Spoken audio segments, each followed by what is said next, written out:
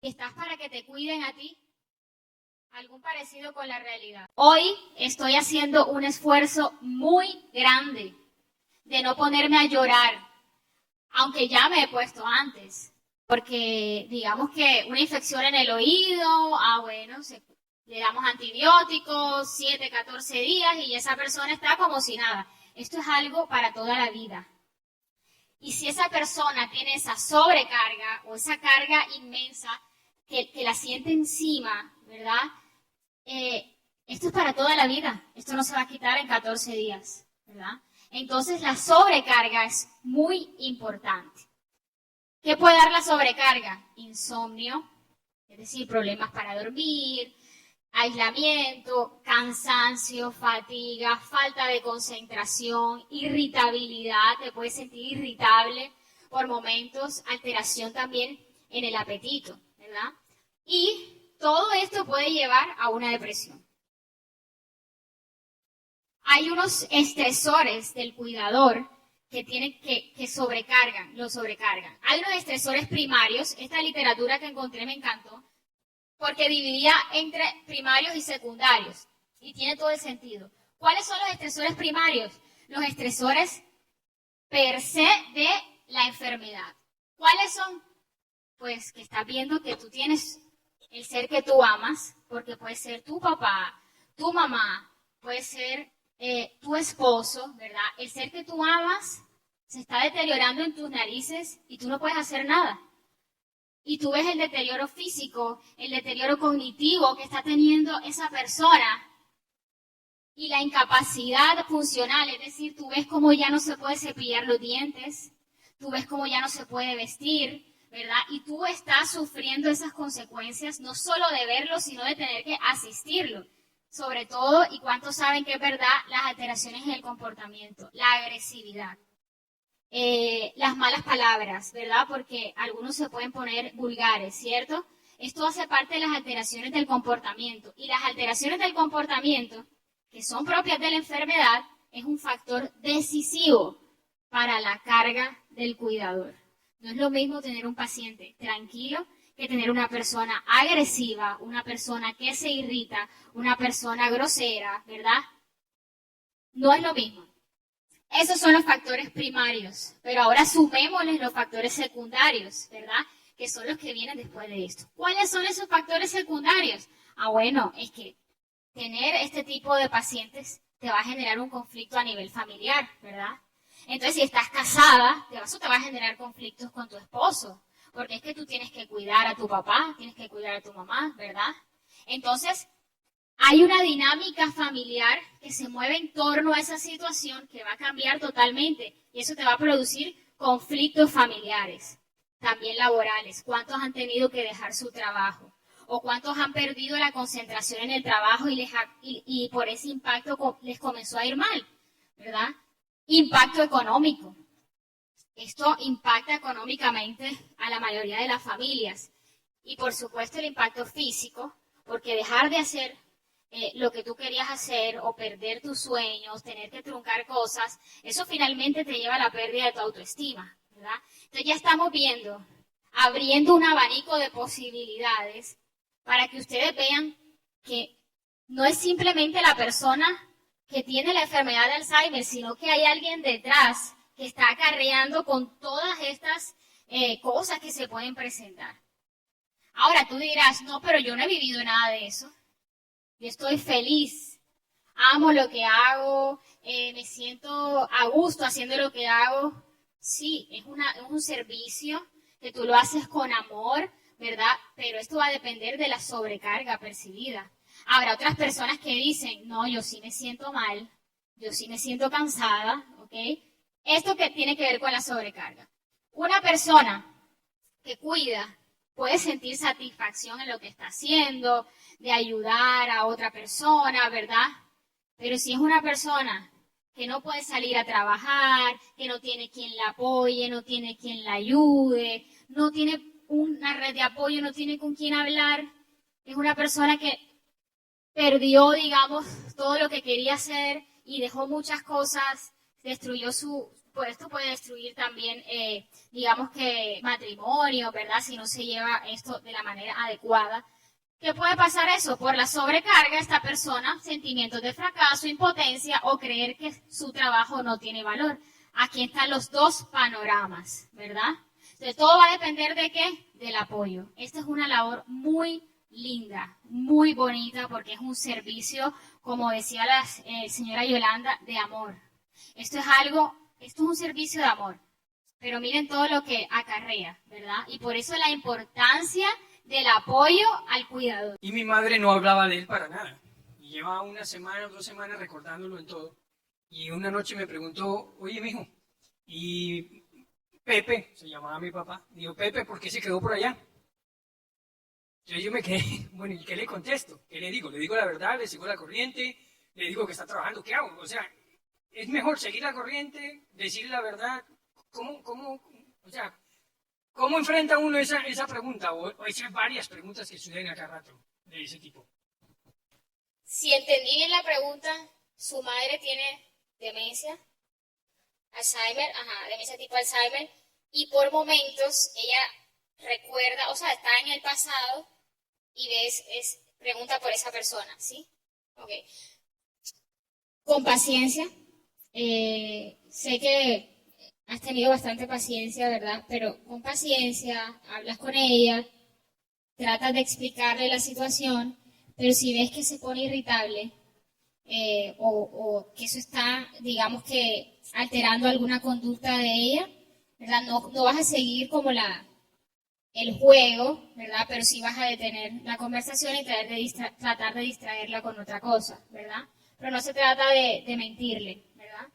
Sino de hacer explicarle, ¿verdad? Tratar de traerla al presente, pero una vez que tú sientas que eso se está poniendo irritable o cambios en el comportamiento, trata de distraerla con otra cosa. Pregunto, ¿a qué edad se presenta este síndrome, este problema de Alzheimer? Por ahí dicen que a los 52, otras personas dicen que no tiene edad. Pregunto, la edad que se presenta este problema. Bueno, hay varios tipos de demencia. Depende del tipo de demencia, es que, digamos que tiene que ver con la edad, ¿cierto? La enfermedad de Alzheimer, o la demencia de enfermedad de Alzheimer, digamos que la epidemiología dice que se presenta en pacientes mayores de 60 a 65 años. Sin embargo, no es una camisa de fuerza, pero es lo que dice la epidemiología. Yo sé que hay tipos de demencia que aparecen antes, pero son otros tipos de demencia, ¿verdad? Hay múltiples tipos. Lo que pasa es que el 70% son demencias por Alzheimer y es la más conocida, pero generalmente es en mayores de 60 a 65 años. Buenas tardes, mi nombre es Gino de Fundación Home Geriatry. Me gustaría saber qué tipo de tratamientos preventivos se pueden utilizar para cualquier tipo de demencia, ya que nosotros vivimos una sociedad aislada con el COVID-19, o sea, con todo lo que se vivió. ¿Qué tipo de tratamientos preventivos se pueden utilizar en cualquier tipo de demencia? Evitarlo. O sea, evitar las demencias. No evitarlas, sí, se puede decir evitar que se desarrollen otros tipos de demencia además del Alzheimer. Ok, bueno, hay una demencia hay demencias que pueden estar comórbidas como la demencia Alzheimer y la vascular, ¿verdad? Son demencias que pueden estar comórbidas juntas. Controlar los factores de riesgo. ¿Qué son los factores de riesgo para presentar una demencia vascular? Por ejemplo, la hipertensión arterial, que puede dar, digamos que demencias vasculares subcorticales, la diabetes, tener controlado a ese paciente en la parte inflamatoria, en sus otras patologías, para que aparte de la enfermedad o de la demencia que tiene, no se superponga otra, ¿verdad?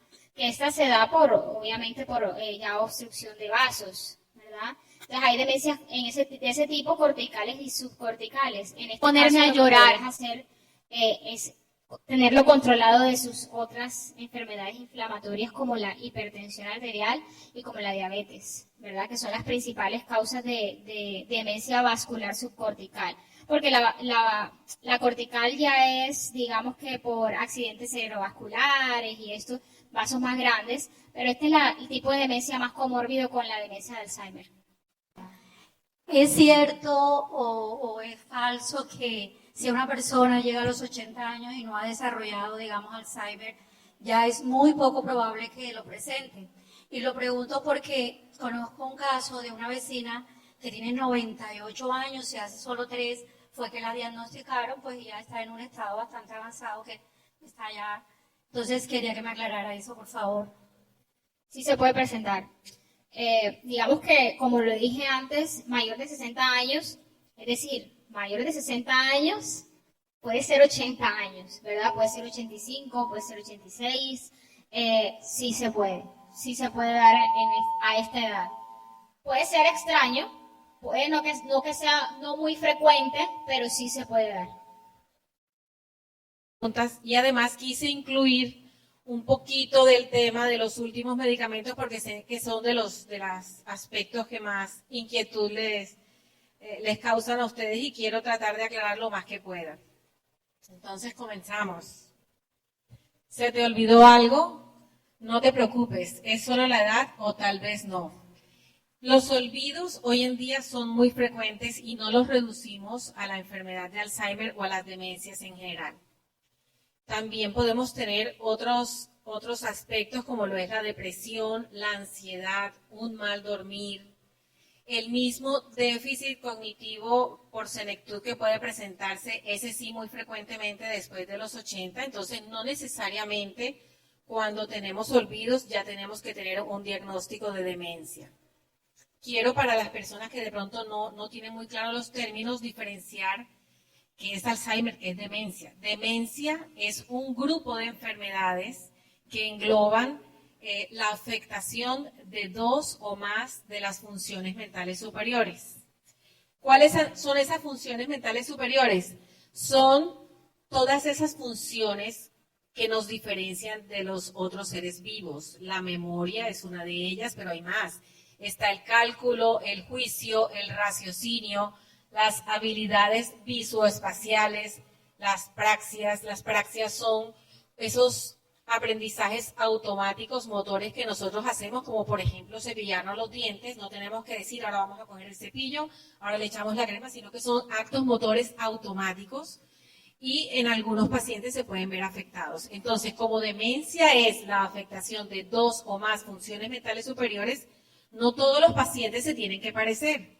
Si a un paciente se le empieza a afectar la memoria y el lenguaje, se va a ver de forma diferente del que se le empezó a afectar la memoria y las praxias, o la memoria y las habilidades visoespaciales, o incluso hay algunos que llegan a tener compromiso de la mayoría de sus funciones mentales superiores a lo largo de la evolución de la enfermedad. Entonces, ese es el grupo. Una de ellas es el Alzheimer, otra de ellas es la demencia vascular, que es la que se ocasiona por problemas de factores de riesgo cardiovascular, como lo dijo la doctora, hipertensión arterial, diabetes, sedentarismo. Otra de ellas, que en este principio de año estuvo muy de moda conocerla, pues, es la frontotemporal, que es una demencia degenerativa como la que le ocurrió al actor Bruce Willis. También tenemos demencias asociadas a hidrocefalias, infecciosas. Por ejemplo, una persona puede adquirir una sífilis a los 20 años, no darle ninguna manifestación, convivir con ella toda la vida, no darse cuenta y presentar síntomas cognitivos 60, 70 u 80 años. Por eso ustedes observan que obligatoriamente ese es uno de los exámenes que pedimos. También están las demencias por deficiencias vitamínicas, como las deficiencias de vitamina B12, ácido fólico. Entonces, como ven, es una gama amplia de enfermedades que a veces vienen solas o a veces vienen superpuestas, como el caso que hablaba la doctora de la demencia tipo Alzheimer, que con frecuencia se superpone también con la demencia vascular. Entonces, ya teniendo la claridad de qué es una demencia y cómo cabe ahí el Alzheimer. Buenas tardes. Doctora, tengo una inquietud. ¿Qué tan cierto es que una persona enferma de Alzheimer no se puede cambiar de casa o de su sitio donde ella vive? Muchas veces la familia se agarra de eso. O de decir, no, es que ella solamente le hace caso es a fulano. Y eso le genera comodidad, entonces fulano queda aquí solo cuidando al paciente.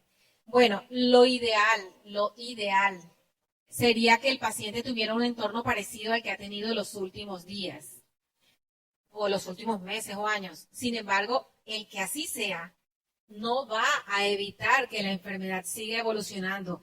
Y puede llegar a pasar que aún estando en la casa donde viven los últimos 20 años, en algún momento, aún en esa casa se sientan extraños. Entonces, todo depende. Si es una excusa para que los demás no lo cuiden, eso no es cierto. Se la tienen que rotar, la tienen que sacar, los fines de semana tienen que exigir. Si hay un cuidador principal, porque bueno, ese es el que tocó, los otros, los fines de semana se la tienen que llevar a dar un paseo, a ir a la playa. No, pero es que ella se desespera, también se va a desesperar en la casa y los otros también tienen que aprender. Y el que se queda, que es su cuidador principal, también tiene que aprender a soltar y a disfrutar de su momento de descanso, porque así, cuando regrese la semana entrante al paciente, le vas a dar un mejor servicio a tu familiar porque no vas a estar quemado, no vas a estar desesperado, vas a estar relajado, renovado. Entonces, idealmente el paciente, lo ideal es que se deje en un entorno similar o el mismo o similar, porque a veces hay la forma de conseguir casas con la misma distribución, pero no es obligatorio ni es un motivo para que los demás no colaboren. Doctora, en el caso de familia. Buenas tardes, doctora, sería tan amable. Un paciente con Alzheimer diagnosticado por un neurólogo, lo atiende un psiquiatra, su hijo decide que no va más psiquiatra, más neurólogo, lo lleva a homeopatía. ¿Esto tiene alguna consecuencia ya que ella se tiende agresiva? ¿Ya que ella se tiende a qué? Agresiva, está Ok. agresiva. Ok, bueno, las demencias son un diagnóstico generalmente de neurólogos, sin embargo, siempre necesitamos de los psiquiatras porque muchas veces las conductas se alteran, el sueño se altera y es ahí donde ellos nos apoyan. Yo no estoy en desacuerdo con la medicina alternativa e integrativa, de hecho yo la practico también, pero es integrativa. Entonces me puede apoyar a que de pronto no necesite una droga tan fuerte para dormirla, pero no la puede reemplazar. O sea, no podemos decir, vamos a quitarle todo lo del psiquiatra y el neurólogo y lo vamos a dejar solo con los medicamentos homeopáticos, más aún estando agresivo, porque se puede hacer daño al paciente, puede hacerle daño a su cuidador, va a descompensar mucho más rápido a ese cuidador. Entonces yo no estaría de acuerdo, pero bueno, usted sabe que cada familia y cada paciente tiene el derecho de tratar a sus familiares como mejor le parezca, aunque a veces uno no esté tan de acuerdo, pero uno no puede intervenir en eso. No es lo correcto, pero ellos tienen un derecho que hay que respetarles. Doctora, usted habló de que si uno tiene un padre con Alzheimer, la posibilidad de que uno de los hijos la pueda tener es 3 veces, ¿cierto? Pero que no es obligatorio. No, claro, pero entonces ya practicando un estilo de vida saludable, como usted lo está nombrando ahí, ¿hay alguna otra cosa que uno pueda hacer para prevenir? O sea, aparte de todo esto, los tips que usted entregó ahí, Sí. una suplementación, Sí. alguna cosa. Gracias. Digamos que no hay estudios robustos. Tú sabes que la parte científica es muy un poquito reacia a algunos resultados con pocas investigaciones, pero yo por lo menos sí los practico. A mí me gusta, no es que esté pensando yo que el aceite de coco me va a curar un Alzheimer, no, pero por supuesto que me sirve a bajar riesgo cardiovascular porque me va a proveer de omegas 3, voy a tener una alimentación un poco más balanceada. Un tema, hay algo que de pronto no se los había dicho en otras ocasiones, pero hay la tendencia ahora a utilizar un poco, y eso también tiene que ser guiado por médico porque hay algunas contraindicaciones, pero la dieta cetogénica o algo de dieta cetogénica a veces ayuda a que la conducta en los pacientes con Alzheimer mejore un poco. La dieta cetogénica es en la dieta en que se bajan mucho, no es que se anulen, pero se bajan mucho los carbohidratos, absolutamente eliminadas las azúcares, y se utilizan grasas saludables.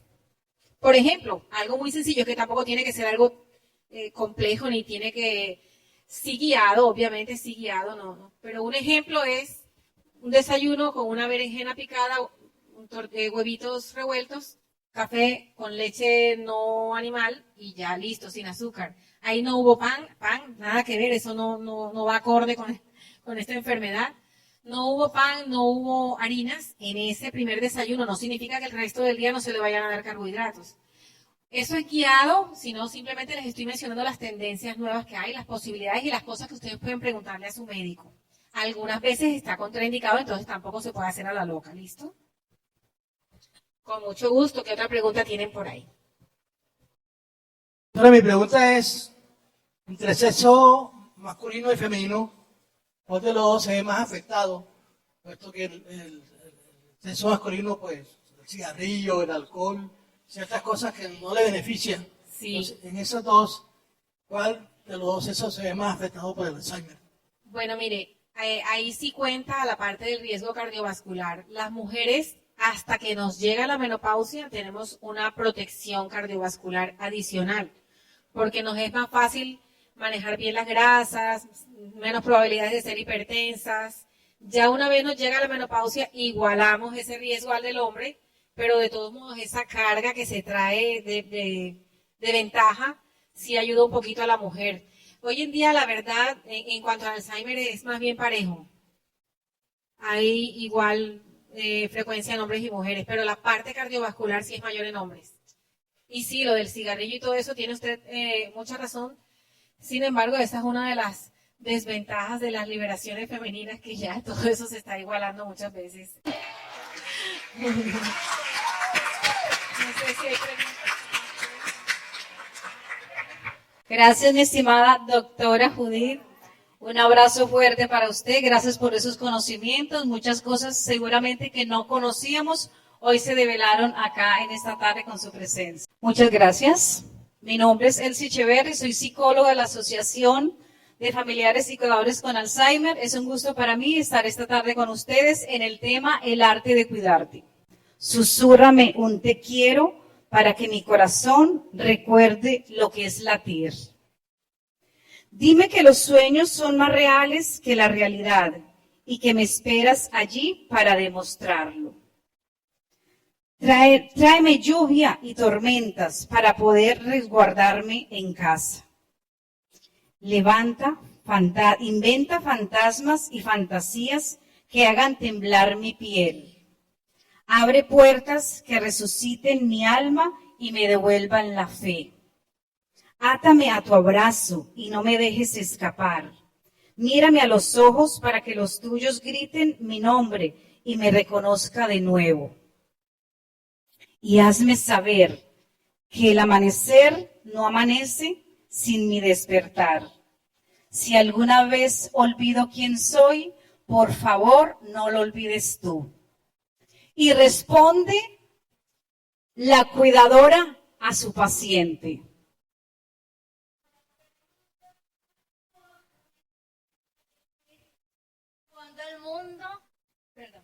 Cuando el mundo se transforme lentamente, cuando el cuco no aparece en el reloj, cuando busques una cara entre la gente y se escondan las palabras en tu voz, cuando encuentres un extraño en el espejo, en el cielo de la noche brilla el sol, cuando no te sientas más que un trasto viejo, desde la orilla, esperando. Aquí estoy yo, aquí estoy yo. Cuando vuelen tus recuerdos en el viento, cuando no te acuerdes nada del momento, cuando, ay, se me olvidó. Bueno, esto es lo que pasa, y no es que no quiere decir que ella tenga Alzheimer, simplemente se le olvidó la letra. Dice, un aplauso para ella. Cuando vuelen tus recuerdos en el viento, cuando roben a las flores su color, cuando no queden más que sentimientos, no te asustes que en la orilla esperándote estoy yo. Cuando el río se apodere de tu mente y te pierdas en los mares del temor, cuando sientas que te lleva la corriente, no te asustes que en la orilla esperándote estoy yo. Aquí estoy yo para luchar siempre a tu lado contra el miedo y el dolor. Aquí estoy yo, aquí estoy yo. No te olvides, no estás solo. Aquí estoy yo. Esa es nuestra promesa de nosotros como cuidadores, señoras y señores, de decirle a nuestro paciente, aquí estoy yo. Me alegra mucho verlos esta tarde y sobre todo ver gente joven. A ver, ¿cuáles son los menores de 30? Caramba, es que todos están viejos, ¿ah? Poquitos. Gracias, mi María Lucía, por tu intervención tan magnífica con ese himno tan maravilloso. Aquí estoy yo. Bueno, me correspondió un temazo. Oiga, el arte de cuidar. Cuando la enfermedad llega a nuestros hogares, irremediablemente tenemos que buscar cuidadores, pero cuidadores de calidad, cuidadores con vocación, ¿verdad? Lamentablemente en nuestro país, y no sé si a nivel mundial, creo que no hay cuidadores capacitados. Cuando la enfermedad llega, nadie nos dice, hay que cuidar de esta u otra manera. Simplemente nos cogió en el camino. Un diagnóstico de una enfermedad como el Alzheimer o simplemente un adulto mayor que requiere cuidado, pero ¿quién lo cuida? Yo no tengo tiempo, dirán muchos. Bien, porque es un arte, porque realmente nosotros nos tenemos que capacitar. Si a nosotros nos dicen, pinta un cuadro, nosotros tenemos que capacitarnos para pintar ese cuadro, ¿verdad? Entonces, si nos contratan para cuidar, tenemos que capacitarnos para cuidar. Y es un vínculo de amor todos los días. Eso no es que solamente mientras la visto, mientras le cambio el pañal, no. El vínculo de amor son las 24 horas con mi paciente, señoras y señores. Bueno, ¿qué es cuidar? La pregunta del millón, ¿qué es cuidar? ¿Verdad? Vamos a leerlo. Es ocuparse de una persona, animal o cosa que requiere de algún tipo de atención o asistencia, ¿verdad? Estando pendiente de sus necesidades y proporcionándole lo necesario para que esté bien o esté en buen estado. Pero, señoras y señores, no estamos hablando de cuidar el gato o de cuidar un mueble. Estamos hablando nada más y nada menos de cuidar a un paciente. Y es por eso que ahí se hace necesario la vocación de servicio. Y esto se hace con mucho amor. Tenemos que tener claro 3 principios básicos a la hora de nosotros cuidar a un paciente. Esos 3 principios es el principio de autonomía, mantenimiento activo y el aprendizaje continuo. Nosotros en muchas ocasiones como cuidadores fallamos porque todo se lo hacemos al paciente y terminamos nosotros volviendo más dependiente a la persona. ¿Por qué? Porque tenemos afán, entonces la paciente está presentando dificultades para vestirse, entonces venimos nosotros, le ponemos la blusa, le ponemos el pantalón porque tenemos la necesidad de salir. Mantenimiento activo. Con pequeñas tareas nosotros podemos hacerle que el paciente se mantenga activo y así mantenerle las funciones cognitivas mucho más tiempo. El aprendizaje continuo. Está demostrado que siempre tenemos algo que aprender, incluso el paciente con Alzheimer.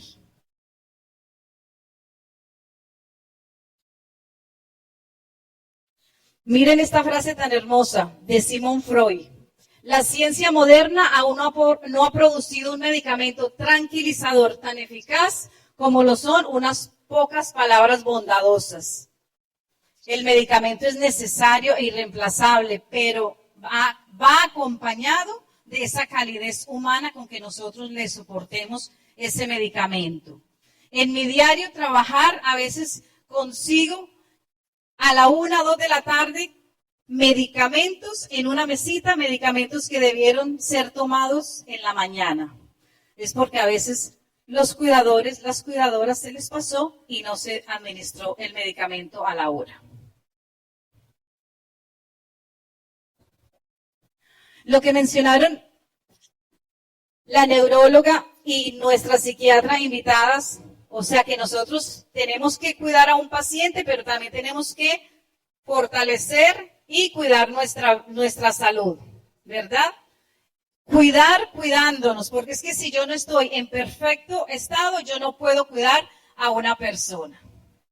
Si yo estoy en depresión, es imposible que yo cuide a una persona. ¿Cuál es el significado de cuidar? Cuidar significa dedicación, esmero, entrega de tiempo y de afecto hacia la persona cuidada. ¿Será que nosotros, los cuidadores que están en este salón, están cuidando?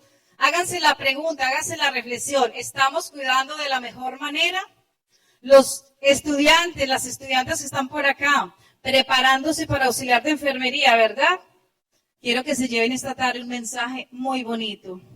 Que cuidar es cuidar con amor, que se están preparando no solamente para ir a clínicas, porque la profesión es para tenerla en cualquier lugar. Y de pronto en estas instituciones no se capacita, y es como una invitación a que les hago, de que en el pénsul de auxiliar de enfermería también se tenga el de auxiliar geriátrico, ¿ya? Porque es una población que requiere de mucho cuidado. Y de pronto no estamos siendo capacitados para cuidar a los enfermos, a los adultos mayores. Entonces, de pronto el auxiliar de enfermería dice, no, yo estoy estudiando enfermería porque me voy para una clínica. Y resulta y pasa que me toca es tener mi servicio en una casa.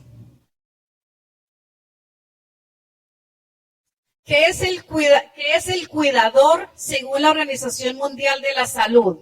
Es la persona que atiende las necesidades físicas y emocionales de un enfermo. Por lo general le toca al esposo, a la esposa, el hijo, la hija, la prima, o recurrimos a un cuidador particular. Pero miren lo que está resaltado, las necesidades físicas y emocionales. A veces los cuidadores solamente se centran en el cuidado físico. Lo baño, lo empolvo, lo maquillo, lo afeito y lo siento en un mueble como si fuera algo decorativo. Pero se preguntan ustedes cómo se está sintiendo ese paciente. Le hemos preguntado, papito, mamita, ¿cómo te sientes? El hecho que tenga Alzheimer, tiene sentimientos, porque recuerden que ellos borran todo, pero menos ese afecto que nosotros como cuidadores le damos a nuestros pacientes. Entonces no nos olvidemos de las necesidades emocionales del paciente. Veamos cuáles son los tipos de cuidadores que hay. Tenemos el cuidador informal y el cuidador formal. Los cuidadores informales somos todos aquellos que les llegó la enfermedad, no tienen ninguna capacitación en el cuidado, no es remunerado y tienen una gran demanda de tiempo. ¿Por qué? Porque son las 24 horas cuidando al paciente.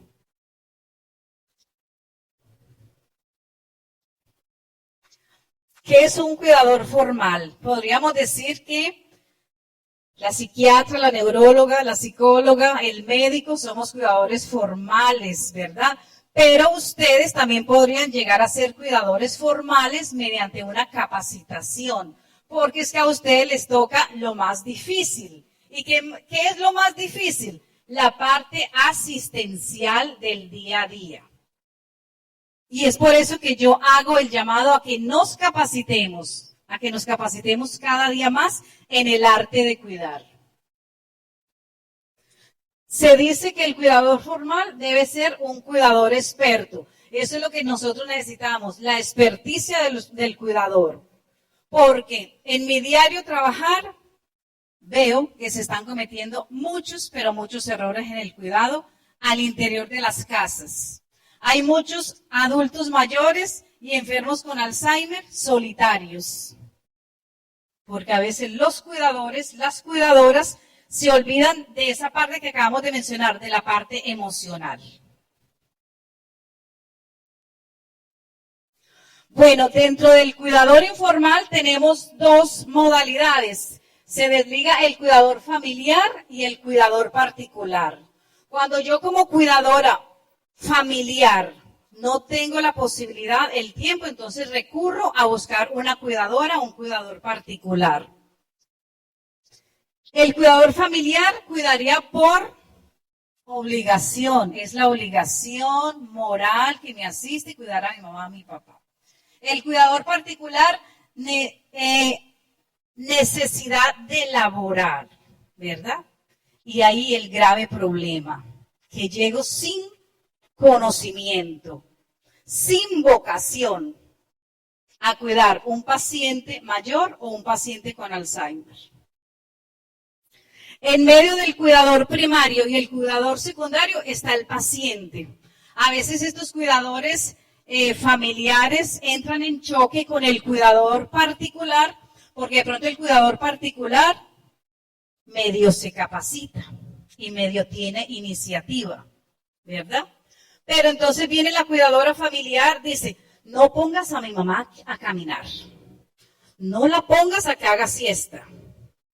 Pero si yo no pongo, o sea, si no hay una contraindicación que me indique que mi mamá no puede caminar o mi papá no puede caminar, ¿cómo lo voy a tener yo sentado horas enteras en un sillón? ¿Verdad? Se ha visto en la experiencia de que el cuidador primario familiar y el cuidador secundario entran en un conflicto que no beneficia a nada al paciente. La recomendación es cuidador y familiar particular deben capacitarse. Si yo como familiar de un paciente tengo a mi mamá, pero tengo a la cuidadora, yo debo darle permiso al cuidador, a la cuidadora para que vayan a capacitarse. Pero muchas veces no se puede porque entonces ¿quién la cuida? Tenemos que buscar estrategias, porque la verdad es que el llamado de esta tarde es a que los cuidadores se capaciten tanto para cuidar al paciente como también para cuidar de su propia salud. Bueno, la pregunta es, ¿quién cuidaría? ¿Un auxiliar de enfermería, una empleada doméstica o una cuidadora? A veces familiares que dicen, le tengo a mi mamá tres auxiliares de enfermería. O dicen, le tengo a mi mamá una cuidadora.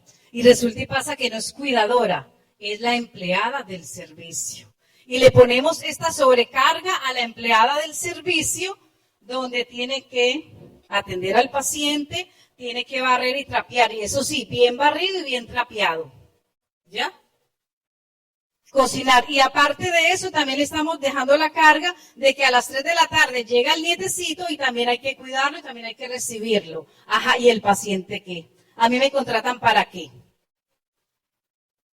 Entonces es importante que también conozcamos cuáles son las tareas del cuidador, cuál es el perfil de un cuidador, ¿cierto?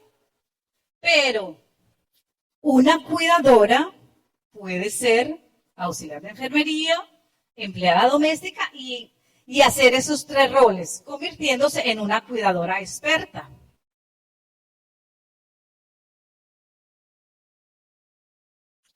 Vamos a ver esto tan importante. ¿Cuáles son las tareas del cuidador o la cuidadora? Que entre otras cosas debería ser una tarea pues que lamentablemente es femenina, pero que también con capacitación un hombre podría ser un cuidador perfectamente bueno. Porque hay momentos en que se requiere la fuerza de un hombre, porque a veces las mujeres se abstienen de hacer cosas porque dicen, no, es que me duele la columna, es que no sé, pero es que tenemos que tener la técnica para poder hacer los movimientos. Bueno, las tareas del cuidador son ayudar en las actividades de la casa, cocinar, alimentar, lavar, etc. Ayudar en la higiene personal, bañar, lavar, cepillar los dientes, afeitar, vestir, etc. Ayudar en el desplazamiento dentro de la casa. Ayudar en el desplazamiento fuera de la casa cuando la persona a nuestro cargo tenga que ir a ver al médico, a hacer una visita a un pariente. Seguimos. Ayudar en la comunicación con los demás cuando existen dificultades para expresarse. Ayudar a supervisar la toma de medicamentos, lo que le decía anteriormente. A veces el medicamento está ahí, el que le corresponde para la presión a las 7 de la mañana y es la hora y todavía no se lo han tomado. Pero es por eso, es porque no tengo una cuidadora, sino que lo que tengo es una empleada de servicio. Ayudar y colaborar en las tareas de enfermería. Ayudar en el cuidado de su salud mental y psicológica. El cuidador experto se convierte en un todo, hasta nutricionista. Porque cuando yo le digo, tiene que ayudarle en las tareas de cocinar, no me refiero que haya que cocinarle a todo el batallón de la casa. Que quede eso claro. Cuando yo me refiero a todas estas tareas, son de la cuidadora para el paciente, ¿ya? Yo le puedo ayudar a lavar la ropa de mi paciente, organizar el cuarto de mi paciente, cocinarle la comida de mi paciente, pero no para todas las 5 o 6 personas que hayan en la casa. Eso debe ser claro. Bueno, en la entrada creo que le entregaron la escala de Sharid, que es para determinar la carga del cuidador. Ustedes mismos en su casa detenidamente la pueden leer para saber qué nivel de sobrecarga pueden tener las personas cuidadoras. Y los que no sean cuidadores, pues también que conozcan esa carga, porque como se dijo anteriormente, en algún momento nos puede tocar cuidar. Se observaría para que cuando lo vayan a hacer, ausencia de sobrecarga menos de 46 puntos, sobrecarga ligera entre 47 y 55 puntos y sobrecarga intensa mayor de 55 puntos. Esto lo pueden hacer en sus casas. El objetivo de esta escala es identificar y evaluar los síntomas asociados en la sobrecarga de cuidador a través de la aplicación de la escala y brindar algunas recomendaciones. Aquí tenemos la escala, pero ustedes la tienen impresa, la pueden llevar a su casita y la pueden hacer. Nada más le voy a leer la pregunta 14. ¿Piensa que su familiar o paciente le considera a usted la única persona que le puede cuidar? A veces se da eso, pero ¿saben por qué se da? Porque es la persona que más cariño me muestra, ¿verdad? Entonces yo elijo a Gabriel porque Gabriel es cariñoso, Gabriel me da la comida sin empujarme la cuchara, Gabriel, por decir algo, me pone la blusa con delicadeza. Pero lo que se dijo anteriormente, no por eso lo vamos a tener a él siempre de cuidador, porque se va a convertir en un cuidador quemado, en un cuidador sobrecargado. Y eso pasa en muchas familias. No, es que se siente bien es con Gabriel. Entonces se lo dejamos a Gabriel.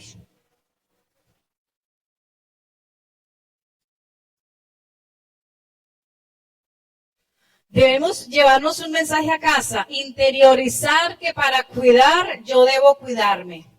Para cuidar bien a mi familiar yo debo priorizar mi salud, tanto física como mental. Para muchas personas existe una ley natural independiente que es primero la salud del otro, ¿verdad?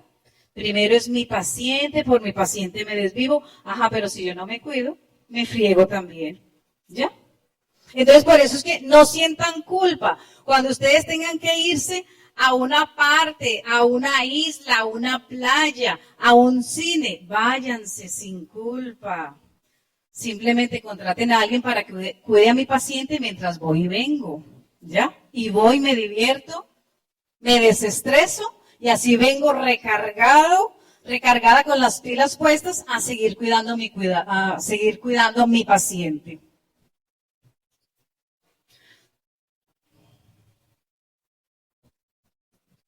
Pregunta, ¿cómo es cuidar bien? ¿Cómo cuidaríamos bien? Bueno, se cuida de manera adecuada si se pone todo el cariño, se informa sobre la enfermedad, no se da por vencido, no tiramos la toalla, aprende nuevas técnicas, se está atento a los nuevos signos o síntomas de cualquier cambio en el enfermo. Como cuidadores nosotros tenemos que ser muy observadores, ¿verdad? Sobre todo cuando hay patologías diferentes al Alzheimer, por ejemplo, una diabetes. Cuando tenemos al paciente sentado mucho rato, aparecen, digamos, las presiones en los pies, que a veces en muchos casos termina por cortarle el dedito, cortarle el pie, por descuido de enfermería o por descuido de un cuidador. Entonces tenemos que tener mucho cuidado en esos cambios. Pero ojo, muchachos y muchachas, cuando la persona cuidadora deja de pensar en ella misma y desconoce satisfacer sus propias necesidades, estamos cuidando mal. Como cuidadora debo pensar en mí, para poder dar lo mejor a esa persona que está a mi cuidado. Esto es cuidador quemado, agotado, que no tiene ganas, ¿verdad? Los familiares y cuidadores deben ser conscientes de que no son superhéroes, porque también algunos cuidadores no delegan. Algunos cuidadores también se apoderan del paciente. No, que me lo voy a llevar una semana para tal parte a pasear. No, es que tú no sabes darle el medicamento. ¿Ya? Entonces también tenemos que aprender a delegar las funciones. La salud de los cuidadores, tanto a nivel física, mental y cognitiva. Lo que anteriormente se habló sobre la salud cognitiva, sobre la memoria, la atención, ¿verdad? Que pareciera, pero estamos siendo muy desatentos en los últimos años, ¿ya? Y entonces nos ponemos a preocuparnos, no es que ya tengo Alzheimer porque ya estoy perdiendo la memoria, y resulta y pasa que lo que estamos es siendo desatentos. Entonces los invito a que trabajen muy bien esa función cognitiva. ¿A qué se enfrentan los cuidadores? Surge un sinnúmero de sentimientos y pensamientos diversos, se crean conflictos, dudas, tensiones, angustias y tristeza. Se pregunta uno, ¿pero por qué a mí? ¿Esto es un castigo de Dios? No, señoras y señores, la enfermedad no es un castigo de Dios, es una ley natural. Se ha revelado en muchos estudios que el cuidador, familiar o no, tiene mayor riesgo de sufrir depresión. Y lo importante que nuestra psiquiatra nos habló en la primera charla es que tenemos que cuidar, ¿verdad? Tenemos que cuidarnos, pero tenemos que pedir ayuda. Y por eso estamos aquí en este grupo, conociendo más de la enfermedad. Los grupos de apoyo son importantísimos. Decálogo del buen cuidador. Todos los que se están formando como cuidadores, porque no sabemos a qué edad nos toque. Zenaida es una señora que a los 63 años su hijo se enfermó de meningitis. A los 63 años nadie le dijo, Zenaida, tienes que ser cuidadora. Han transcurrido 7 años, ella está agotadísima porque además sufre del corazón, sufre de los riñones, y yo no sé cómo, de manera mágica o algo dado por Dios, que Dios le ha dado la fortaleza para ser la cuidadora de su hijo, 7 años. Vamos con el decálogo. Primero, dar seguridad a la persona a nuestro cargo, explicándole detalle a detalle qué es lo que le vamos a hacer. No es que yo voy a coger a mi paciente de un tirón y lo voy a lanzar a la cama. No. Yo tengo que decirle, Rosario, voy a pasarte a la cama, vamos a ponerte la pijama, pero primero vamos a darle una cepilladita a tus dientes, etcétera, etcétera. Decirle todo eso, porque ese es el contacto que yo tengo, es el contacto que tiene esa paciente conmigo, es la comunicación que yo tengo. Darle tiempo necesario para que realice sus tareas. Solamente le vamos a ayudar cuando veamos que ya no puede ponerse la pijama, cuando ya vemos que no se puede cepillar los dientes, es cuando nosotros vamos a intervenir. Lo que les dije anteriormente, no inutilicemos a nuestro paciente haciéndole todas las cosas. Adaptar su entorno. A veces tenemos en las casas un pocotón de cosas que ya no utilizamos, el mueble aquí. Tenemos que ser muy ordenados con nuestros pacientes, que tengan por dónde caminar, ir deshaciendo cosas que ya no necesitamos. Planificar cada movimiento para evitar caídas. Los cuidadores somos responsables de las caídas de los pacientes. Qué pena, qué pesar que digan que por un descuido mío se me cayó una paciente. Que porque estoy chateando, que porque estoy atendiendo una llamada. No. Vea, los cuidadores tenemos que tener ojos por delante y por detrás. Nunca confiemos que porque el paciente está en cama, me pide un vaso con agua, yo voy y resulta y pasa que 2 pasitos detrás viene mi paciente y 2 pasitos detrás se cayó.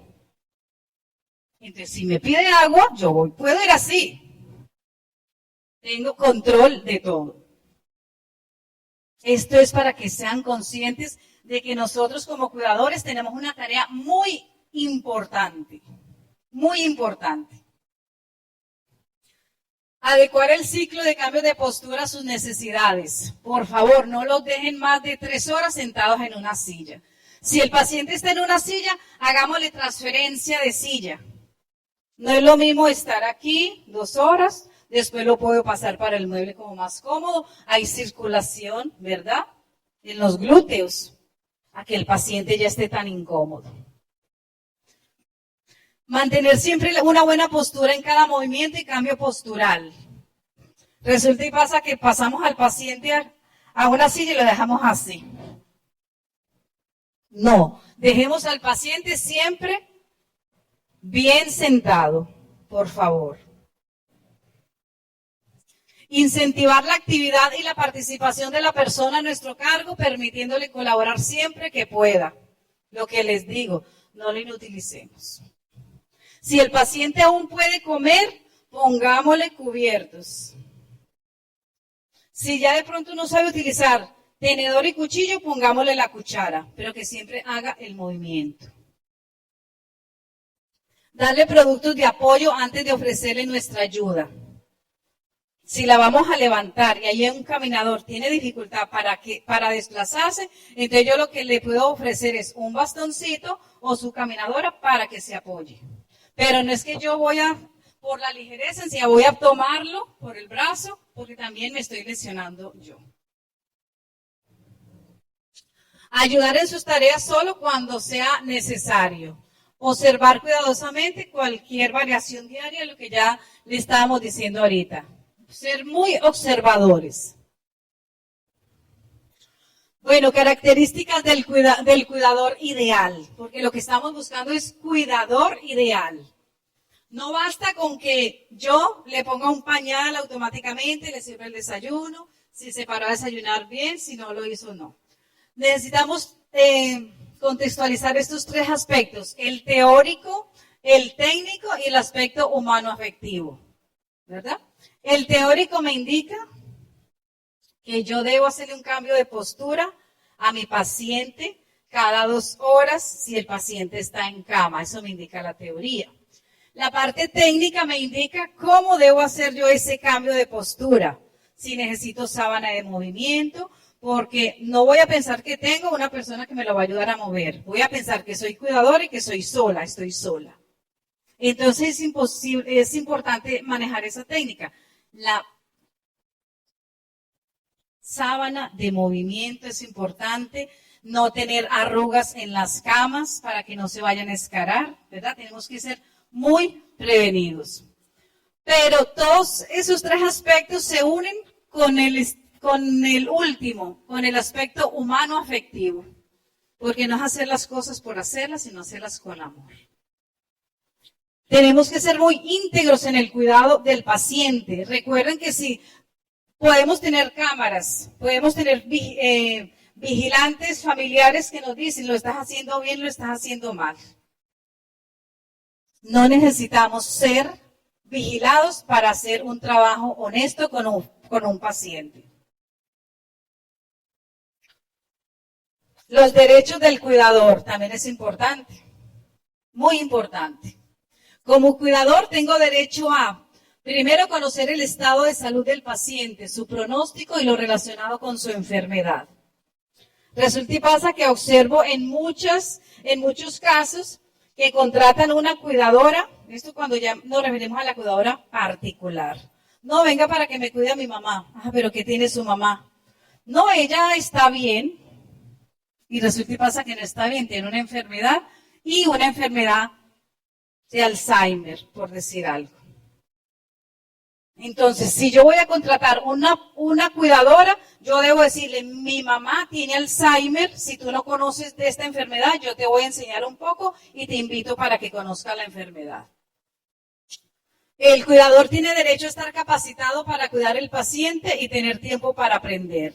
Dedicar tiempo a nosotros mismos sin sentimientos de culpa. Por eso les digo, váyanse para la playa, váyanse para cine. Buscar soluciones que se ajusten a nuestras necesidades y a las de nuestros seres queridos. Ser tratados con respeto por aquellos de quienes solicitamos consejo. A veces los mismos familiares, cuidadores. La experiencia nos ha mostrado que hay muchos conflictos a nivel familiar, lamentablemente, cuando hay un paciente enfermo. El cuidador tiene derecho a ser reconocido como miembro importante de la familia, incluso cuando nuestros puntos de vista sean distintos. Pero lo más importante es que el cuidador tiene derecho a seguir su vida. ¿Ya? Yo no puedo estancarme con mi paciente, porque entonces ya seríamos dos enfermos.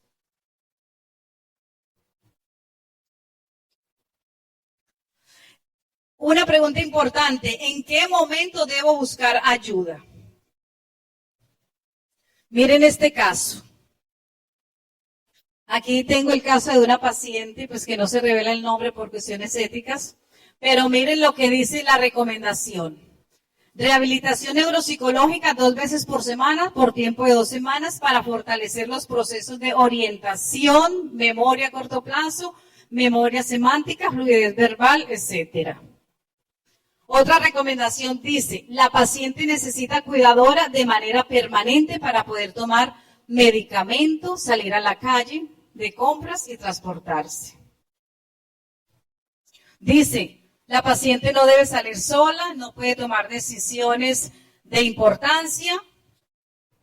Y otra recomendación, no llevar la contraria a temas delirantes o que se pueden desencadenar por problemas de comprensión. Tenemos que ser muy claros con el paciente. Pero miren lo importante, los hermanos o hijos deben turnarse para el cuidado, no debe dejarse la carga a una sola persona. Pero ¿por qué les traje yo esta información? Es porque esta paciente solamente me ha consultado hace 15 días. Y la fecha de vencimiento y la fecha de la prueba neuropsicológica es de febrero del 2019. Entonces, la importancia de pedir ayuda es ya. Bueno, ya me están haciendo señas que se me está acabando el tiempo. Hablábamos de las edades del paciente con Alzheimer, a qué edad se podría. Aquí tengo una familia que está pasando por esta penosa enfermedad. Ella empezó los síntomas a los 50 años, ya tiene 57. Se ha hecho un buen trabajo a nivel familiar, a nivel cognitivo. Ha avanzado mucho, pero todavía tenemos a la paciente para rato. Gracias a oportunamente, digamos, los medicamentos y toda la parte social que ella ha. La salud cognitiva, ya se las mencioné anteriormente, que tenemos también que cuidar nuestra salud cognitiva, sobre todo esas funciones cognitivas que es necesario para nuestras actividades de la vida diaria. Esas funciones cognitivas son, porque de pronto a veces se confunden, orientación, atención, memoria, lenguaje, funciones ejecutivas, nocias, praxias, habilidades visoespaciales. Es importante que nosotros manejemos esto como cuidadores, para llegar a ser adultos mayores funcionales si cuidamos todas estas funciones cognitivas. Aquí tenemos adultos mayores haciendo trabajos. Vamos con las recomendaciones y finalizamos. Reconozca que necesitan ayuda. Ya esto es la repetidera porque ya las profesionales anteriormente lo dijeron. Evite el aislamiento, realice actividad física, cuide su alimentación, delegue tareas a otro, no tema acudir a un profesional, a un psicólogo, etcétera. No se olvide de usted mismo. Tómese tiempo para sus asuntos personales, exprese abiertamente sus temores y frustraciones, aprenda técnicas de relajación, permítase un merecido descanso diario, semanal, fuera del entorno con el paciente. Ponga límites a las demandas excesivas del paciente. Planifique las actividades de la semana y del día. Para llevar a casa, el cuidador es la persona que dedica la mayor parte del tiempo al enfermo, asume las principales tareas del cuidado del paciente, es percibido por los demás miembros de la familia como el responsable de asumir el cuidado del enfermo. Es merecedor del reconocimiento por su hermosa labor. El cuidador es esa persona que cuida de sí mismo para poder cuidar a su paciente. El cuidador particular o familiar tiene obligaciones, pero también tiene derechos. Conclusión. Debo cuidarme para cuidar mejor. Debo seguir mi vida de la mejor manera. Aceptar con amor lo que la vida nos pone en el camino. Recuerda que a cualquiera le puede pasar. Cuidar con amor habla muy bien de ti. Sé íntegro. No necesito que me estén poniendo cámaras para hacer mejor el trabajo. La persona íntegra hace su trabajo sin necesidad de ser vigilado. Y nos quedamos con esta frase. Cuando veas un paciente, acuérdate que la enfermedad ya lo está tratando mal, como para que tú también lo hagas. Muchas gracias.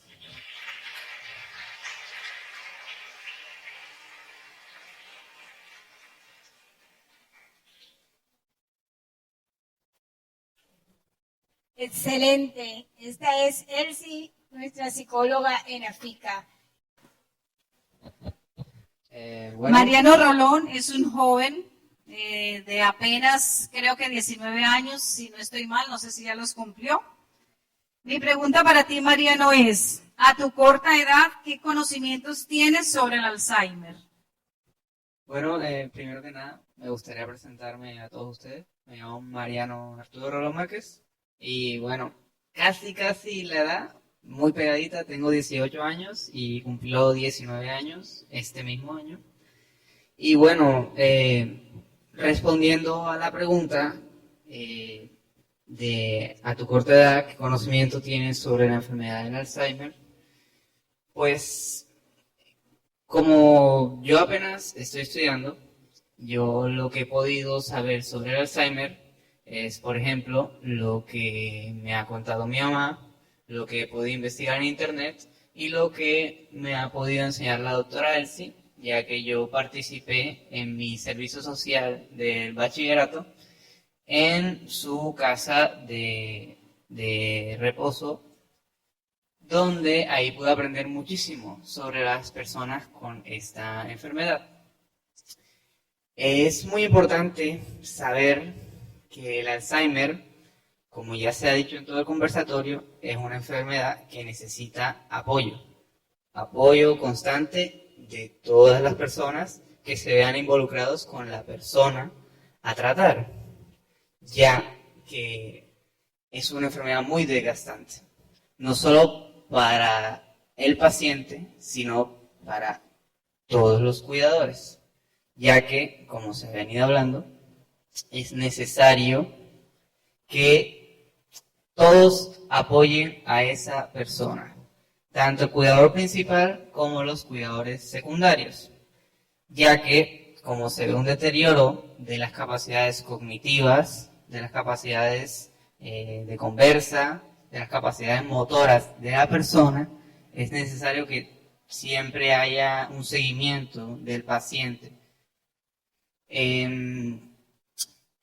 Siempre es necesario, cuando hay un cuidador, que se delegue el cuidado a varias personas, ya que si no, esto va a ocasionar que el cuidador principal se queme, por decirlo de alguna forma, se vea sobrecargado por esta enfermedad que allega a un familiar cercano normalmente.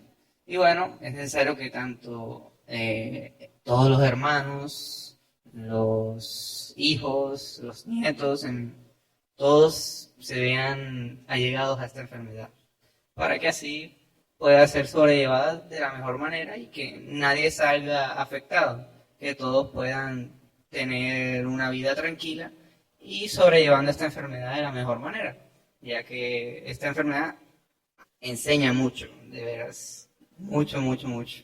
Gracias, Mariano. Observo que a pesar de su corta edad tiene bastante conocimiento. Estás preparado para dar cátedra. Te felicito. Muchas gracias. Vamos con María Elena Herrera. María Elena Herrera tuvo la experiencia de cuidar a sus padres, entonces su experiencia es maravillosa compartirla. María Elena, la pregunta para ti. ¿Sabes que la enfermedad de Alzheimer visitó a tu casa? ¿Tenías conocimiento de la enfermedad de Alzheimer al momento del diagnóstico a tu señora madre? Bueno, buenas tardes. Soy María Elena. Soy hija de una paciente de Alzheimer que ya el sábado 23 cumple 4 años de haber partido a la presencia del Padre. Cuando llegó la enfermedad a mi casa, o sea, a la casa paterna, donde están mi mamá y mi papá, no teníamos conocimiento de la enfermedad como tal y por ende cometimos muchos errores. Gracias, María Elena. Continuamos con la señorita Denis Muñoz. Ella también tuvo la oportunidad de cuidar a su familiar con Alzheimer. Denis, tras la experiencia como cuidadora familiar de la enfermedad de Alzheimer, ¿qué podrías recomendarle a la comunidad presente? Buenas tardes, mi nombre es Denis. Yo tuve la dicha de cuidar a mi padre. Cumplió 2 años de que no está con nosotros. Y lo que yo podría recomendar es tener mucho amor, mucha paciencia y pedirle a Dios que le dé a uno fortaleza y sabiduría para uno poder sortear las situaciones que se le presentan. Gracias, Marielena. Gracias, Denis. Yolanda, el turno es para ti. AFICA es una asociación que lleva 11 años al servicio de la comunidad en torno a la enfermedad de Alzheimer. Cuéntanos brevemente cómo nació AFICA. Bueno, hace 11 años que nació AFICA, nació de una necesidad que teníamos un grupo de personas que queríamos saber sobre la enfermedad, porque en mi caso particular yo ni sabía qué era esa palabra cuando me dieron el diagnóstico de mi padre, que fue el primero que padeció la enfermedad. Hoy en día lo padece mi mamá también, ya con 12 años de estar en esta lucha. Esa necesidad que teníamos nos unió. Hoy en día siento en ellos que son mis hermanos de amor. Aquí hay 2 presentes, en especial Álvaro, mi hermano, que nos acompaña esta tarde y que seguirá siendo un afiqueño. Nosotros nos reuníamos ahí en la Universidad del Norte, que quería establecer ese programa sobre el Alzheimer, hizo varias reuniones, pero finalmente, como todo, esto no, como dice uno, no cuajó. Quedamos como un grupo de 6 personas, entre ellos un psicólogo, Johnny Loaiza, que también es socio fundador, que estábamos interesados en continuar sabiendo más sobre esta enfermedad para saber cómo conocerla y manejarla y darle una mejor calidad de vida a nuestro familiar enfermo. El único que no tenía familiar enfermo era Johnny, pero él quería, le interesaba mucho y le sigue interesando, nos sigue apoyando desde la Argentina, donde fue a hacer su maestría y nos lo raptaron. Entonces él dijo, no, esto no se va a quedar así, ustedes están interesados, tienen la necesidad, vamos a continuar. Como profesional, él fue investigando más sobre el tema y nos iba enseñando, nos iba dando a conocer más la enfermedad. Después nos invitó a que nosotros también investigáramos y que fuéramos invitando a personas, así vamos invitando a las reuniones donde él nos buscaba los sitios para reunirnos con él. Ya el grupo se fue creciendo y entonces nos dieron el apoyo allá en el CARI, el doctor Pedro Gómez, y ahí ya el grupo era más grande, ya sabíamos más sobre la enfermedad, conocíamos más, y un buen día él dijo, bueno, están listos, vamos a hacer la asociación. Fue pues siempre un reto, pero estábamos preparados y se hizo todo lo pertinente legalmente. El 12 de junio del 2012, AFICA quedó debidamente constituida en Cámara de Comercio, la DIANI, pues todos los requisitos que hay que llenar para funcionar como en la legalidad, como asociación que ya éramos. Así nació AFICA, de esa necesidad que teníamos de conocer más sobre la enfermedad para poder manejarla mejor con nuestros pacientes. Y es lo que queremos hoy en día, que todos los que están aquí presentes y se lleven ese mensaje y lo multipliquen, que en nuestra asociación los podemos orientar, si se hacen socios como nosotros un día, pueden aprender mucho y a trabajar mejor con esta enfermedad para su paciente y para el cuidador. Gracias, Yola. El turno es para Edgar Fontalvo. Edgar es periodista. La pregunta es, la experiencia nos está indicando que cada vez se registran más casos de población joven con la enfermedad de Alzheimer.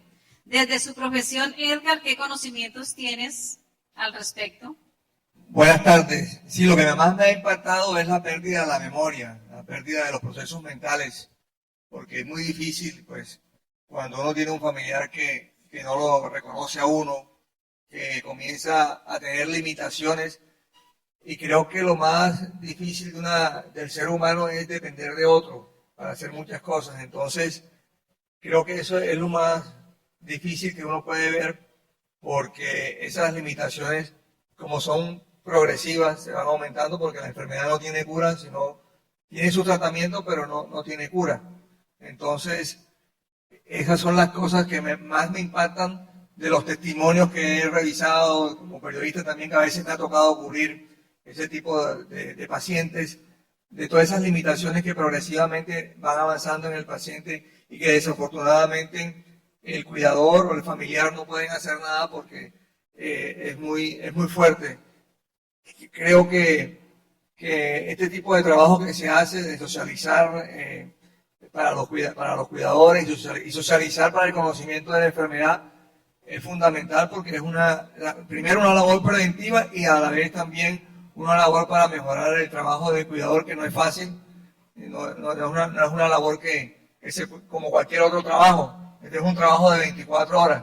Yo a veces me quejaba cuando estaba activo de periodista y decía, esto es como, la emisora es como un hospital, 24 horas, pero me he dado cuenta que hay otros trabajos que también merecen un reconocimiento, que son calladitos allí, pero que tienen un reconocimiento y tienen un gran sacrificio, como este, por ejemplo, del cuidador. Gracias, Edgar.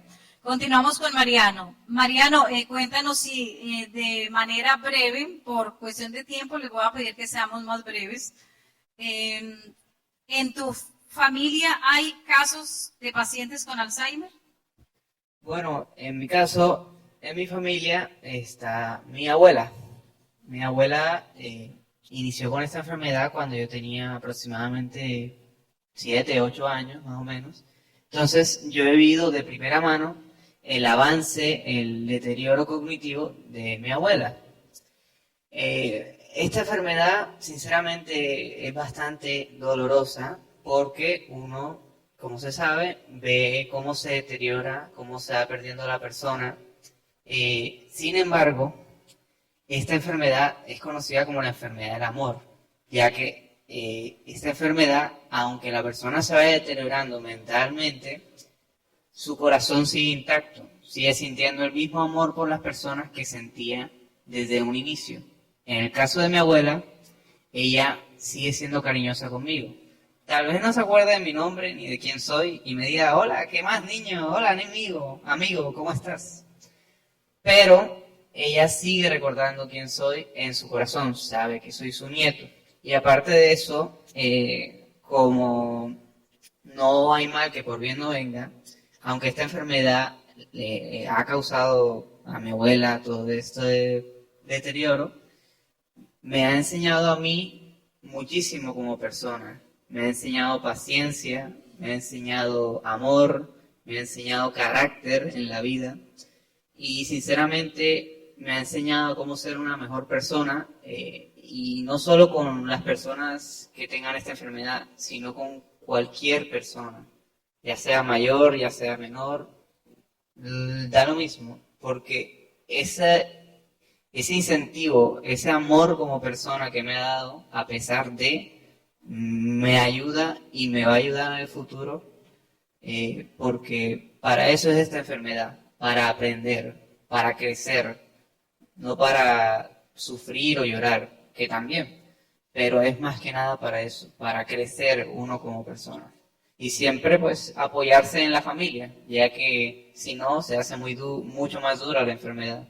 Entonces en mi caso nos hemos apoyado en la familia, en mis tíos, en mis papás, en mis hermanos, todo. Y bueno, ha sido mucho más ameno, gracias a Dios. Gracias, Mariano.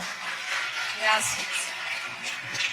Y verdad que es muy emocionante escuchar a Mariano, que a sus 18 años tenga tanto conocimiento y tanta bondad en su corazón, como es el hecho de apoyar a su familia con el tema de su abuela. Es maravilloso, de verdad, te felicito.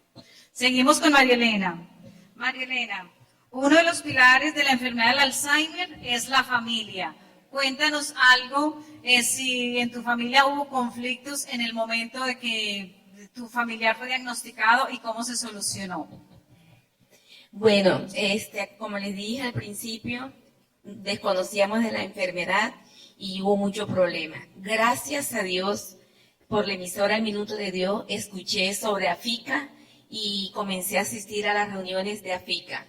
Y ahí comenzaron a ayudarme todas las personas que en ese momento estaban, eso hace 12 años, porque eso fue en el 2012, y ellos muy amablemente fueron a mi casa, a la casa de mi papá, el señor Álvaro, Yolanda, María Elena y otra doctora que en ese momento estaba, y fueron y hablaron con mi papá porque mi papá no aceptaba esa enfermedad.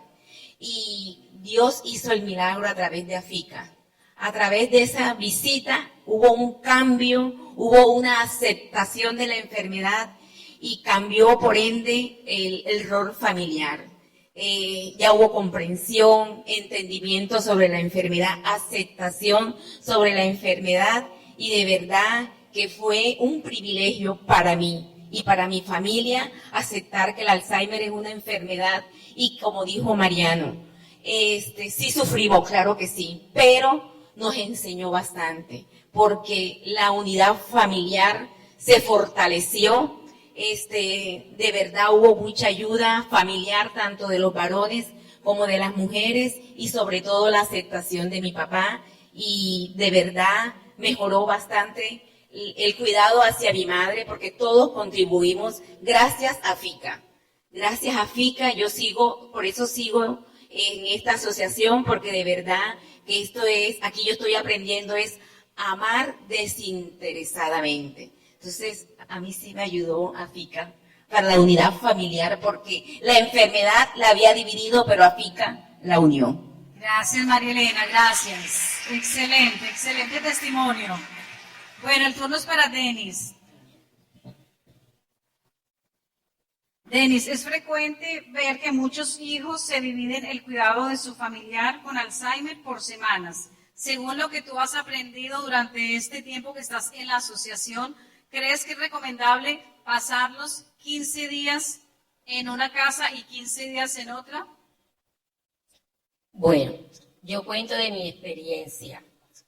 porque nosotros cometimos un error 2 veces con mi papá y nos lo llevábamos de paseo a otros lugares. Y él, en el día pasaba divinamente, el problema era en la noche. Él ya extrañaba su casa, extrañaba su cama y todo. Entonces, pues se optó por sacarlo a pasear, paseos cortos, ir a Santa Marta, ir a Cartagena, regresarnos el mismo día. Pero ya pasar más días fuera de la casa no lo pudimos hacer, porque ya habíamos vivido esa experiencia.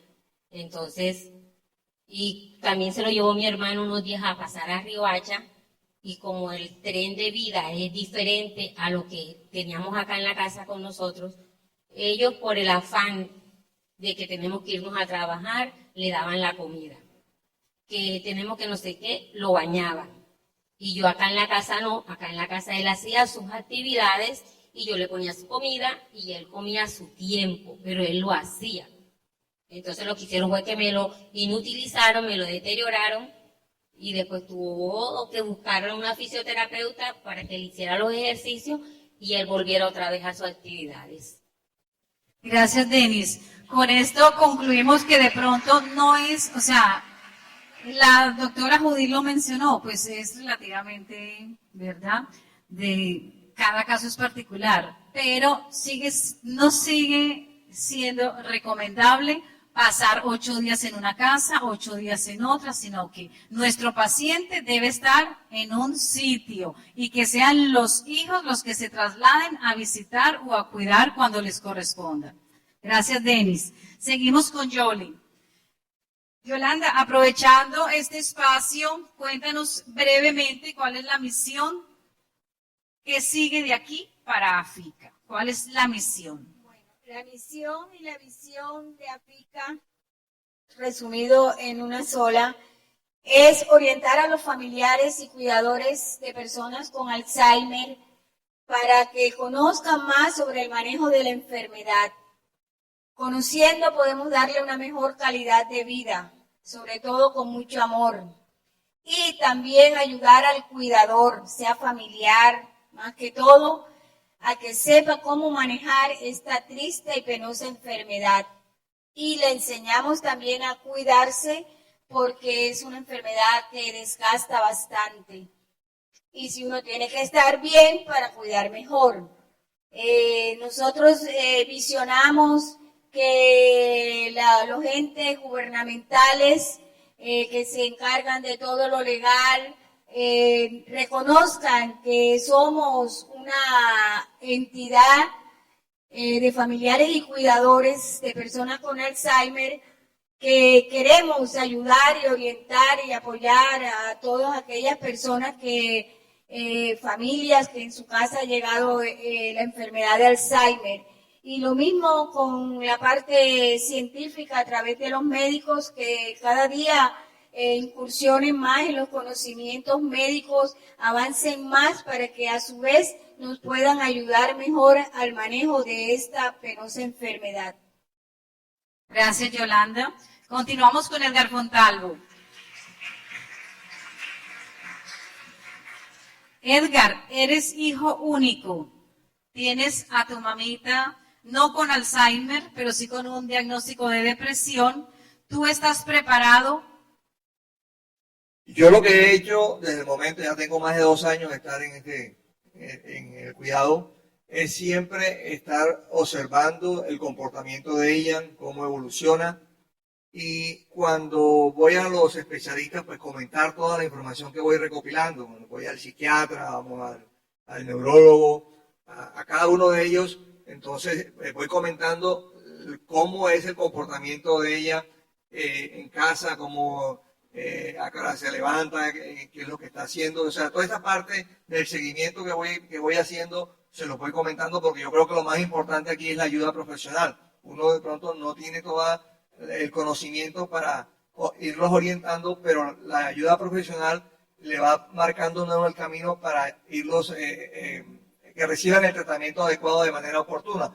Y lógicamente, pues, tratar de hacer de todo ese acompañamiento, de tratar de que camine, que se distraiga, porque el paciente depresivo tiene ese problema que a veces no quiere salir, que se quiere quedar en casa, que se quiere aislar un poco. Entonces, leyendo mucho sobre el tema y con la ayuda profesional, trato de hacer lo mejor posible para que ella pues tenga una calidad de vida dentro de su enfermedad pues aceptable y pues atenderla de la mejor manera posible.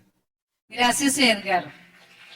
Realmente es maravilloso contar con estas experiencias vividas por ustedes. Quiero hacer una última pregunta a cada uno, pero sí quiero que sean lo más breve posible, porque quiero que la última pregunta para Edgar Fontalvo tenga mayor tiempito, por favor. Vamos con Mariano. Es obvio que a tu corta edad tengas pues otras actividades académicas, sociales. ¿Sacas tiempo para, digamos, participar en el cuidado de tu abuela? Bueno, no solo en el cuidado de mi abuela, ya que yo tengo 3 abuelos, gracias a Dios vivos actualmente, y tenía 4 abuelos vivos. Con mi abuelo que falleció, yo aprendí una cosa muy importante, que es el valor del tiempo, el tiempo de cada persona, porque todos tenemos un tiempo limitado en este mundo. Y una cosa que tenemos que aprender los jóvenes es que el tiempo de nuestros abuelos es mucho, mucho más corto que el nuestro. Y tenemos que aprovechar cada segundo que tengamos a su lado, porque no sabemos hasta cuándo van a estar. Entonces es importante que los jóvenes siempre estemos ahí con los abuelos, cada segundo que podamos apreciarlo, porque puede ser el último. En mi caso, pasó y seguirá pasando. Entonces, es muy importante eso, que tengamos consciente, las personas jóvenes, de que nuestros abuelos son nuestras bases, de dónde partimos, y que tenemos que tener la conciencia suficiente para saber que, como ellos son nuestra base, entonces tenemos que tener los valores suficientes que ellos nos han impartido desde muy pequeños. Lo mismo los nuestros padres y toda persona que sea de edad avanzada, ya que partimos de ahí. Gracias, Mariano. De verdad, a mí me deja sin palabras, Mariano. Pues retuve algo muy lindo de ellos. Recordemos que el tiempo de nuestros abuelos es limitado y no sabemos cuál es el último, entonces aprovechemos. Ese es un mensaje maravilloso para las personas jóvenes. Aprovechemos el tiempo que nos queda con los adultos mayores. La experiencia nos ha demostrado que la enfermedad de Alzheimer es muy larga. Durante la enfermedad de tu madre experimentaste síndrome de cuidador quemado. Bueno, yo voy a hablar de mi experiencia. Fue una excepción. Mi mamá tuvo una gravedad y tuvo otras patologías. Ella quedó en un estado de dependencia total y su mente de verdad se borró. Entonces, en el caso de ella, afortunadamente esa partecita, nosotras somos 3 mujeres, yo soy la mayor, nos rotábamos a mi mamá, la podíamos llevar, mis hermanas. Al principio de la enfermedad, pues un mes en cada casa, mi mamá nos reparaba porque, como les digo, ella tenía otras patologías. Entonces, no logré tener el síndrome del cuidador quemado porque yo tuve la colaboración de mis hermanas, no las turnábamos y en el tiempo que mi mamá estaba con ella, una se rotaba reclamando los medicamentos, otra se dedicaba a descansar, a dedicarse al hogar, porque todas tenemos nuestros esposos, a pasear, porque AFICA, una de las cosas que AFICA nos enseña es que el cuidador debe cuidarse para cuidar bien. Entonces yo aprendí muy bien, nosotras aprendimos muy bien esa lección de AFICA. Entonces lo aprovechamos y gracias a Dios no tuve ese síndrome. Gracias, Marielena. Bueno, Marielena está con su mamita en la fotografía. Las imágenes hablan por sí solas, imágenes llenas de amor, llenas de afecto, llenas de contacto físico. Vamos a finalizar este conversatorio con Edgar Fontalvo.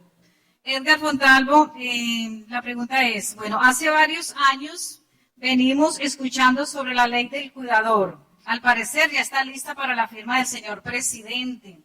¿Tienes conocimiento de cuáles son los beneficios Sí, se trata de la ley 2297 del 2023, donde se establecen, por ejemplo, flexibilidades para los horarios, oportunidades de emprendimiento, garantía de salud mental y física para los cuidadores, por ejemplo, para que tengan garantías de las GPS y servicios educativos y formación en el SENA. Esta ley permite establecer al Ministerio de Salud un registro de los cuidadores. Este registro, por ejemplo, debe incluir una serie de datos, es una especie de censo que se podría tener de ellos con el propósito pues, de tenerlos con todas las características, con todos sus datos, es la idea, ¿no? Para conocer sus experiencias, sus condiciones económicas y otros aspectos importantes para atender esta población. Lo importante también de esta ley es que está permitiendo visibilizarnos, ¿no? Que seamos visibles. Inclusive hay un día del cuidador que es el 24 de julio. Este día pues, fue fijado mediante esta ley.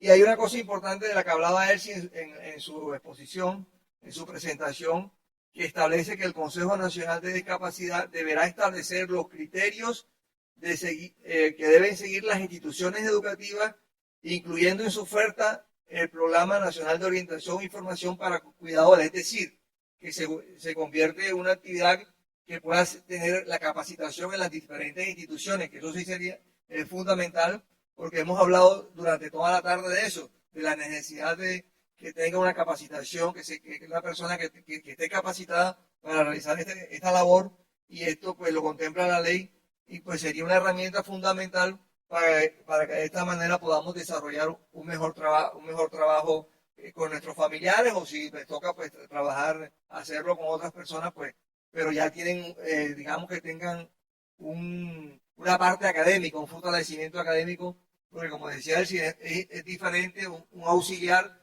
del cuidador que va a recibir una capacitación muy específica en las áreas con el propósito de realizar un trabajo de calidad.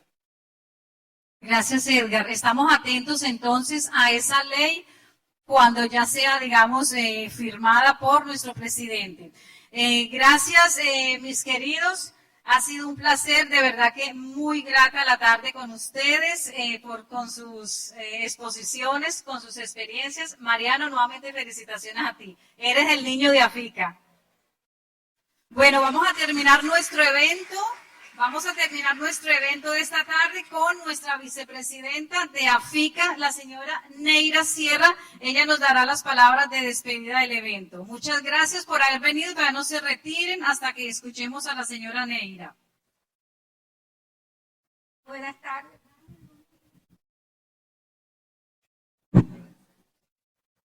Buenas tardes. Le damos gracias a Dios porque siempre nos acompaña en todos nuestros eventos. En el nombre de Afica le damos gracias por acompañarnos a la celebración del Día del Alzheimer.